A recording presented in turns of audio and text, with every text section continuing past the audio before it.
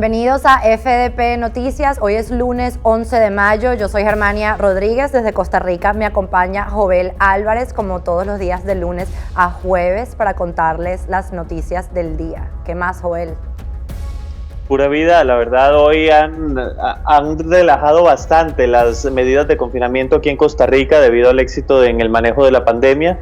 Entonces ya empieza a respirarse poco a poco algo de normalidad.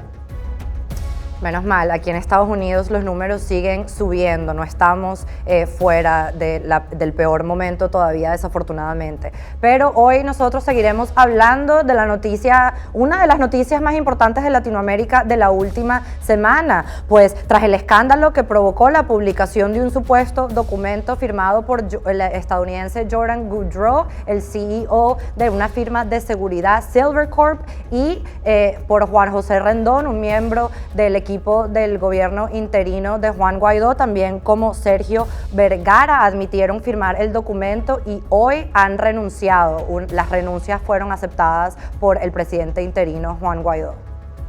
Recordemos que la publicación de dicho documento se dio tras el fracaso de la incursión marítima de la llamada Operación Gedeón por parte de Jordan Goodrow. El contratista estadounidense alegó que dicha incursión se dio bajo el amparo del contrato firmado por Rendón, Vergara y, según dice Goodrow, Juan Guaidó.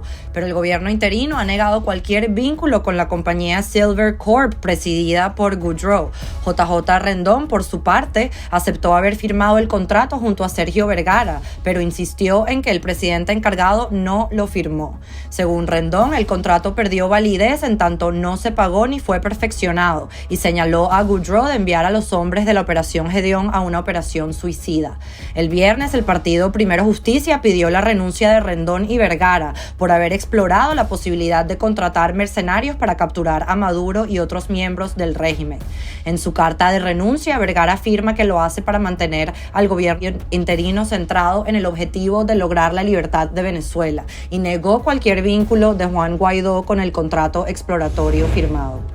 Durante el fin de semana, el presidente interino Juan Guaidó le habló al país y dijo que los venezolanos no necesitaban mercenarios para liberar a su país. Es importante una vez más mencionar que el presidente Juan Guaidó dice que él no firmó ningún documento ni tuvo ningún contacto con Jordan Goodrow, como alega Jordan Goodrow, que el presidente sí firmó el documento y lo conoció. Sí, bueno, esta declaración del presidente Guaidó se complementaba diciendo que Venezuela cuenta con suficientes hombres dentro de la Fuerza Armada que están descontentos con la gestión actual y que estarían dispuestos a propiciar un cambio de régimen. Eso, como sabemos, hasta el momento no ha sucedido. Pero vamos a ver la carta de renuncia de JJ Rendón. Él la publicó esta mañana, es bastante larga, pero hemos extraído algunas partes de esa carta para entender un poco el sentido de su renuncia de acuerdo a su versión.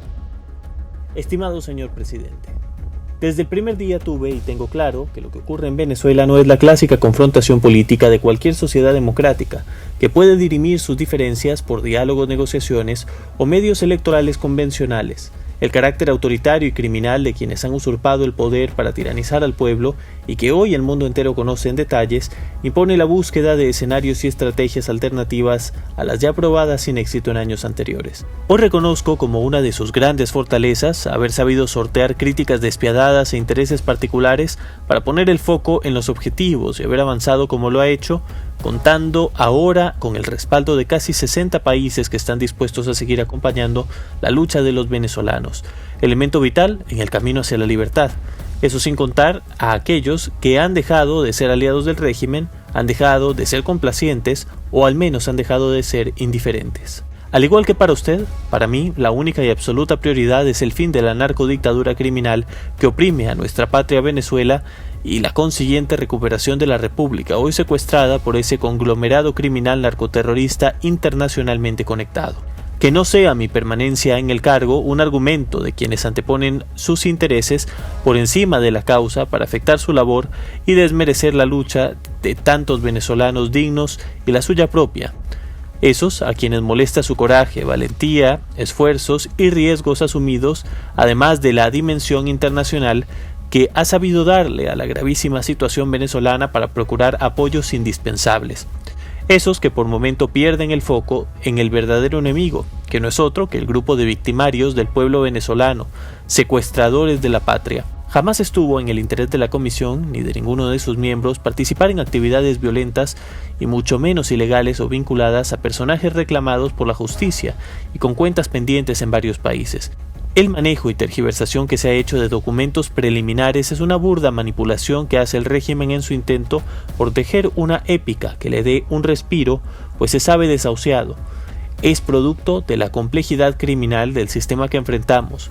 Es producto de saber que el fin está cada vez más cerca y solo es cuestión de tiempo. Quedan en la conciencia de aquellos que violaron la confidencialidad y usaron a los medios para difundir versiones tergiversadas de nuestras gestiones, los efectos que esa decisión egoísta pueda tener en este difícil capítulo del proceso por la libertad de Venezuela.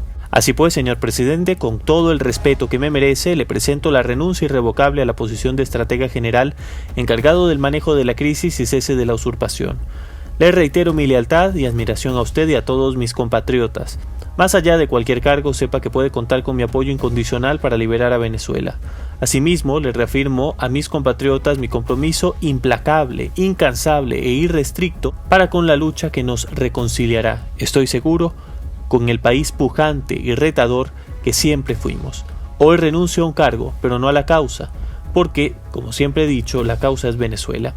Dios le siga guiando en la difícil tarea que la historia le ha encomendado para conquistar la libertad y reconstruir la República. Reciba mi abrazo y mi consideración más distinguida, agradecido por la confianza sincera y sentida de, a través de usted, servir a Venezuela. Juan José Rendón, estratega y consultor político. Venezolano ante todo. Bueno, larga como la cuaresma y además eso era un resumen, imagínense. Lo que pasa aquí es que Juan José Rendón lo que dice es que la culpa es de los medios de comunicación, de la tergiversación que se hizo, según dice él, de los documentos que fueron publicados. Él proporcionó otros, recordemos que en primera instancia fue publicado un acuerdo de 7 páginas, después él proporcionó el de 40, que traía todas las especificidades de esta operación que estaban planeando.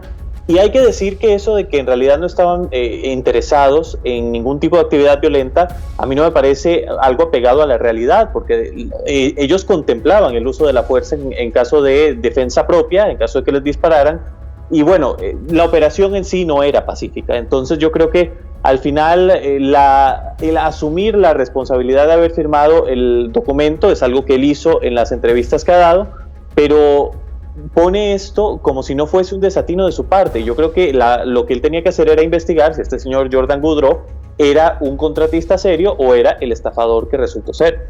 Hay muchas contradicciones en toda la información que está saliendo de todos lados, pero Joel, lo que se está diciendo, el análisis que más veo por todos lados sobre esto es que el gobierno interino está sacrificando a JJ Rendón para deslindarse de este contrato y de este asunto por completo. Mucha gente también dice que se le dio al G4, los 4 partidos tradicionales de Venezuela, lo que querían y ahora ellos se quedan en el mando. ¿Qué opinas de esto, Joel?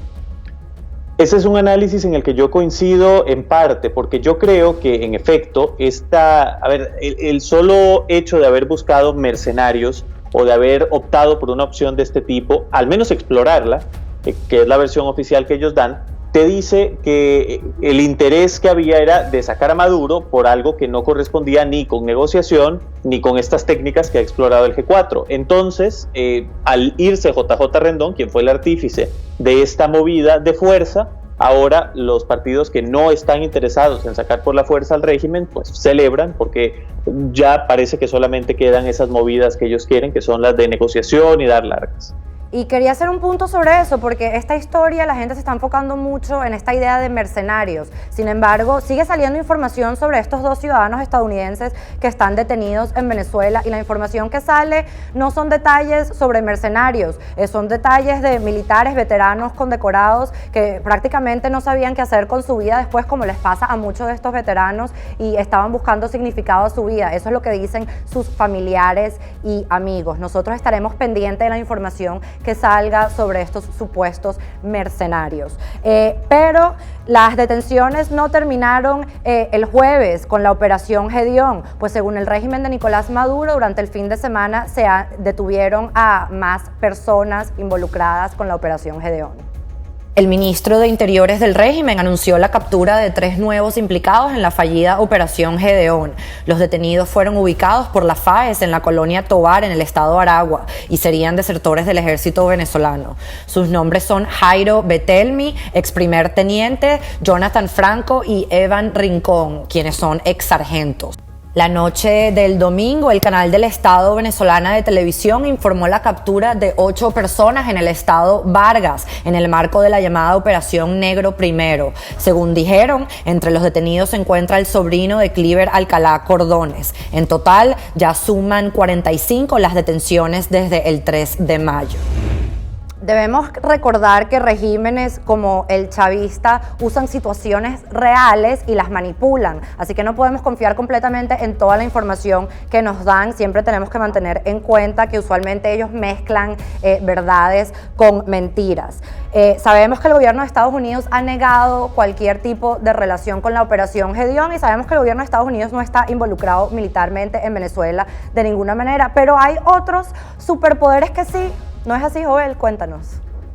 En efecto, aquí hay una historia muy interesante, porque mientras ellos hablan de que Estados Unidos estaba intentando, por medio de esta operación en Macuto, intervenir en Venezuela, obvian del todo la intervención que sí se está dando actualmente, que es la de Rusia. Al menos 8 miembros de fuerzas especiales rusas están en Venezuela operando drones para colaborar en operaciones de búsqueda y captura en el estado Vargas. A través de su cuenta de Twitter, la Zona de Defensa Integral SODI de La Guaira informó que a sus filas se incorporaron 8 especialistas de las Fuerzas Armadas Especiales de la Federación Rusa para emprender labores de rastreo y ayudar en la captura de mercenarios, una situación que sería una flagrante violación a la soberanía de Venezuela. Posteriormente, el tuit fue eliminado. El artículo 187, numeral 11 de la Constitución venezolana establece que solo bajo la autorización de la Asamblea Nacional Venezolana se autorizaría la participación de misiones militares extranjeras en el país. Sin embargo, esto no sucedió y el régimen de Maduro lo ha implementado de manera arbitraria. Bueno, los rusos están militarmente en Venezuela, pero no son nada más ellos, porque también sabemos que el régimen iraní y el régimen chino los están ayudando económicamente. Así que el único superpoder del mundo que no está en Venezuela parece ser Estados Unidos. Sí, aunque ya, por lo menos están nombrando un embajador, que esa era la presencia que verdaderamente tenían en Venezuela. De momento ese es el único nombramiento que han hecho con respecto al tema, vamos a decir así, de forma novedosa. Así es, James Story se supone que va a ser el embajador. Después hablaremos de la historia de James Story y analizaremos eso cuando llegue el momento. Pero mientras tanto, la pandemia del coronavirus sigue en Venezuela y hace tiempo se estaba hablando que la economía en Venezuela estaba mejorando, pues el régimen estaba supuestamente liberando la economía. Pues en los últimos días y semanas con la cuarentena han vuelto al control de precios, lo que obviamente no ayuda a la peor economía del mundo y, lo más importante, la inflación más alta del mundo. Veamos. Después de alcanzar una inflación de más de 1,5 millones en el 2018, el régimen de Nicolás Maduro había conseguido mantener la variación de precios por debajo del 30% en febrero y marzo. Pero el tímido logro, gracias a una parcial apertura económica sin estrictas regulaciones al sector privado, se desvaneció en esta cuarentena. La agencia Reuters detalla en un reportaje que la fuerte escasez de gasolina, que impacta la distribución de alimentos, y el sorpresivo salto del tipo de cambio al doble de su valor en los últimos 2 meses ha incidido en el aumento constante de los precios de los productos más esenciales. En Petare, el barrio más grande de Caracas, el costo de un combo que incluye 8 artículos básicos subió un 109% desde que comenzó la cuarentena a mediados de marzo, según un informe del Congreso opositor que calcula el índice de precios desde el 2017 por el atraso en las cifras oficiales. La tasa de inflación interanual más reciente se ubicó en el 3,365%. El encarecimiento de la comida se acentúa en estados fronterizos como el Zulia. Testigos de Reuters confirmaron que en abril un cartón con 24 huevos pasó a costar el doble en una nación que necesita mantener por debajo del 50% la tasa de inflación mensual para salir de la voraz hiperinflación que comenzó a finales del 2017. La consultora local Síntesis Financiera calculó en el 41% la inflación de abril. Su directora Tamara Herrera dijo que en mayo ello, la inflación puede ser mayor por los desajustes en la cadena de suministro tras la regulación de precios, la escasez de gasolina, además del efecto rezagado de la subida del dólar.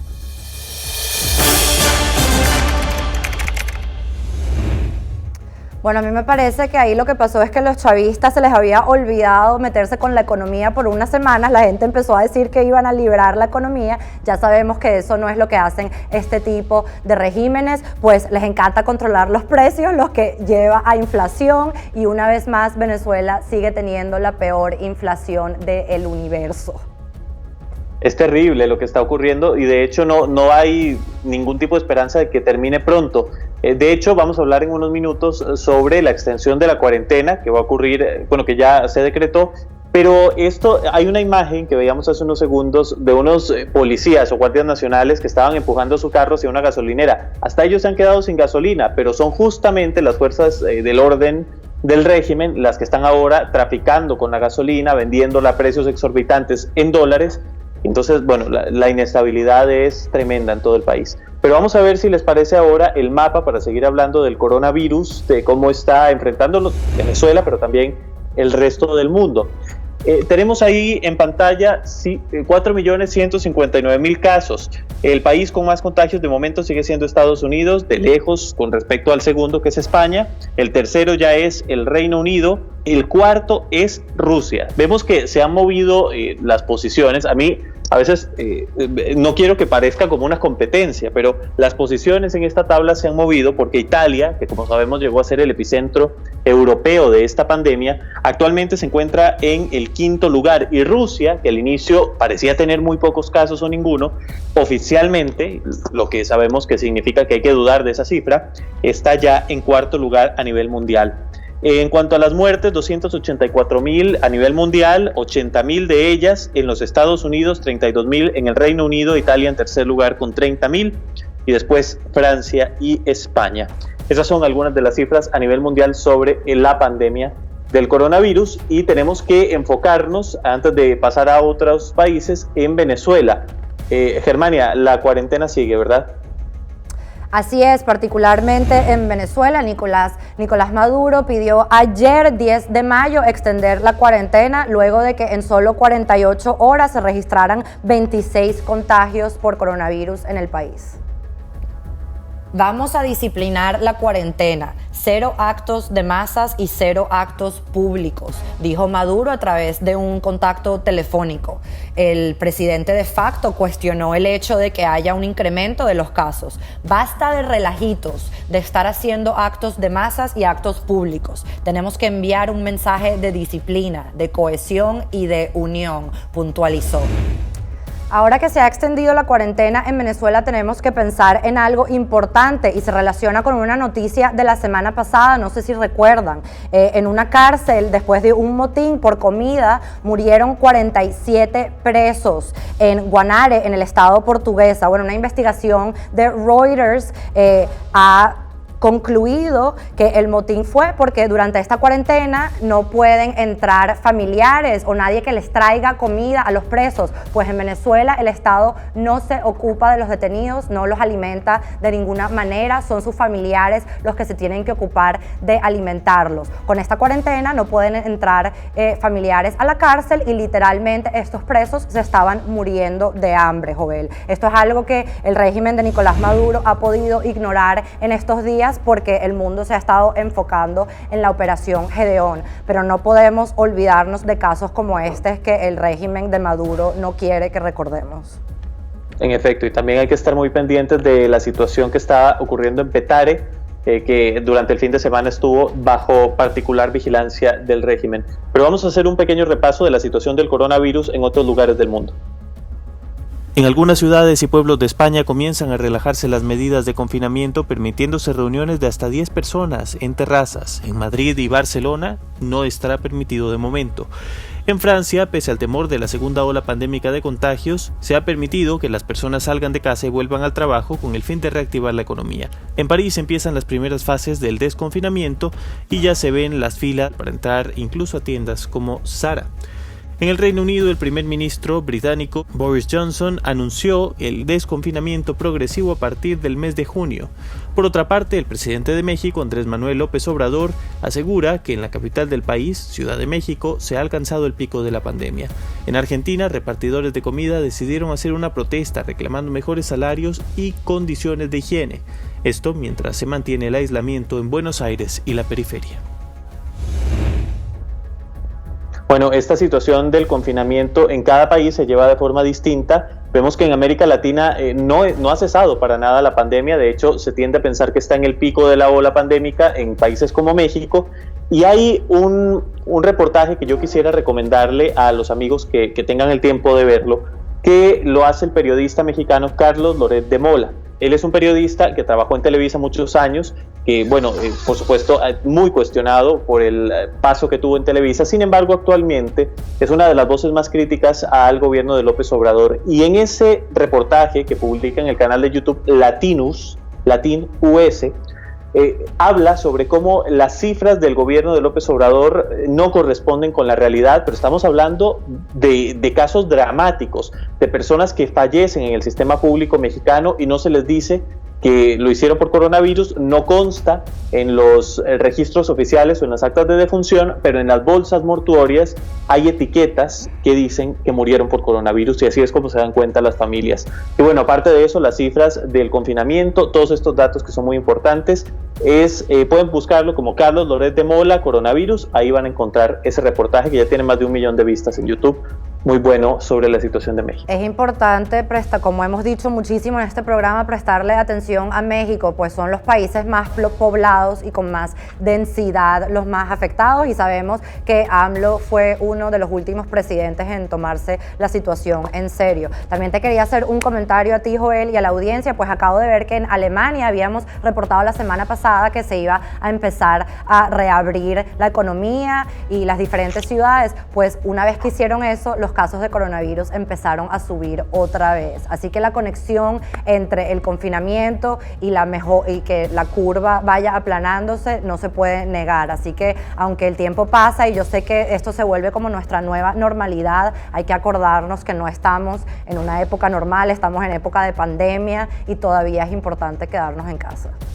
De hecho, bueno, aquí en Costa Rica también ha pasado, obviamente con la proporción que hay que guardar, pero durante los días en los que estuvo más rígido el confinamiento, llegamos a tener 1 o 2 casos diarios. Se relajó un poco la semana pasada, me parece, y ya ahora estamos teniendo 9, 12 casos diarios. Entonces sí hay un aumento. En nuestro caso sigue siendo pequeño, por eso se tienden a relajar las medidas, pero bueno, obviamente todo tendrá que ser sometido a estudio conforme vaya avanzando.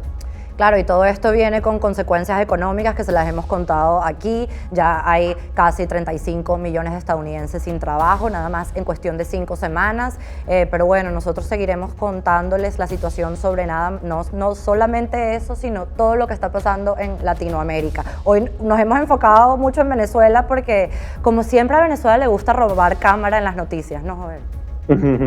Sí, a nosotros sobre todo nos preocupa mucho que quienes están dentro de Venezuela se sientan informados, que tengan detalles que el régimen no les va a hacer llegar por los medios tradicionales, y que sepan que aquí tienen un espacio en el que la información es tratada de la forma que consideramos justa.